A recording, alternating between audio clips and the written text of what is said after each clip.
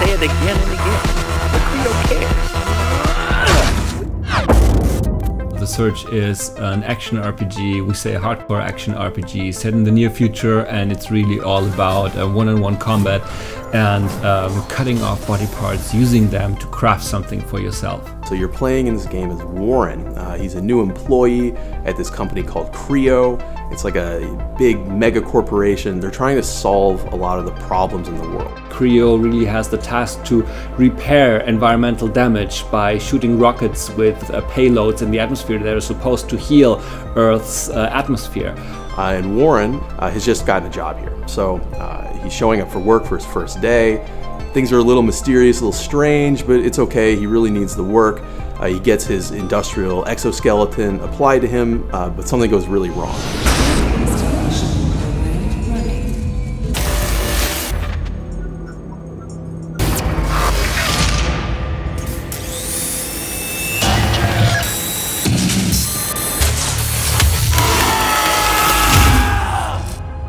Happens is that Warren, after a blackout, wakes up and is in some kind of junkyard, and everything wants him dead, basically. And so what you're trying to do is help Warren to survive, to figure out what has happened in this place, and ultimately to escape. To create a believable and credible world, we concentrated us on three major themes, and it was the industrial, the corporate, and the futuristic theme. We combined that together to create very exciting and interesting places which are always credible and helps us to deliver our story with a lot of questions about tomorrow and to have very interesting places for the player to explore. What I personally like very much about the combat is the variety that you have. So there's a lot of choice in terms of how you want to play the game. If you really want to play bulky and slow, you can do that. If you want to be very, very fast, then there's also stuff for you in there. You can do it in a defensive way, you can block, you can dodge, you can duck, you can jump. There's a lot of stuff you can do. So when it came to the technical implementation of the combat system, we rely on physics-based hitboxes that are positioned specifically according to the input that the player gives.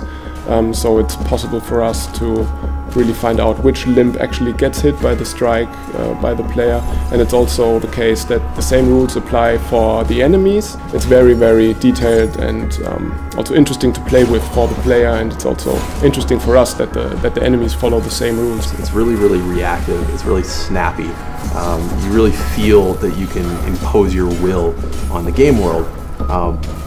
But that's only half of the equation. You know, the other half is that the game world has to push back. It has to give you a lot of challenges for you to overcome. The enemies have to be difficult. You have to learn what they do in order to overcome them. But then that makes the victory feel so much better in the end. It is all about horizontal and vertical strikes, and this plays very well into our combo system, our deep combo system, which is that even within the same weapon type, we have very many different movesets, combos. It has so many different layers to it.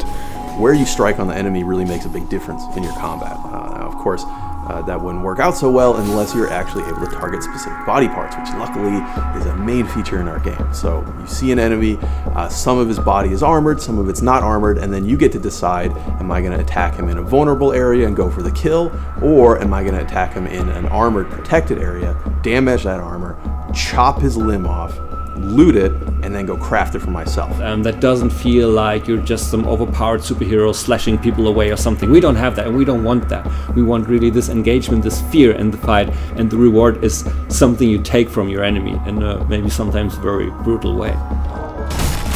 We thought about how can we incorporate, for example, his exo rig in the best possible way. We wanted to make it look really heavy, but at the same time he needed to have this incredible speed, and he had this enormous power to him now. What we did was we attached, like, I think 20 something kilos to our stuntman and made him do even the fastest attacks with it to really show the weight we had there. When it came to the finishing moves, of course we wanted them to be as cool as possible, but on the other hand, we didn't want them to be that, let's say, fancy. We didn't want to have ballet-like or dancing moves in there, but we just wanted to show the brute force of our hero guy. There's a sense of pretty dark humor in the game, so it doesn't really take itself too seriously. I mean, it's a violent game, but it's really about fantasy violence. You're basically fighting monsters, but you will also see that there are a lot of people in this world, and some of them really had some issues with the new situation, and some of that you can resolve, and some things you just witness, but you need to pay attention. We really try to have different layers of story. Some of them are really important for you and some aren't, and some just lead you in the wrong direction.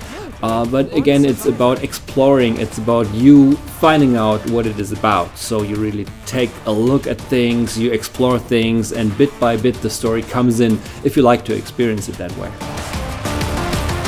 So we think there's really a wealth of possibilities in the game depending on how you play it. And we ourselves play it in very different ways at Deck 13, and we really see what you can do with it, but we really don't have any idea what players will do with it. We'll really give it in their hands. So this will be a very, very interesting moment for us to see what other people will do and can do with our game, and we expect to see things that we never thought of, and we think this will be a very, very strong and very important moment for us.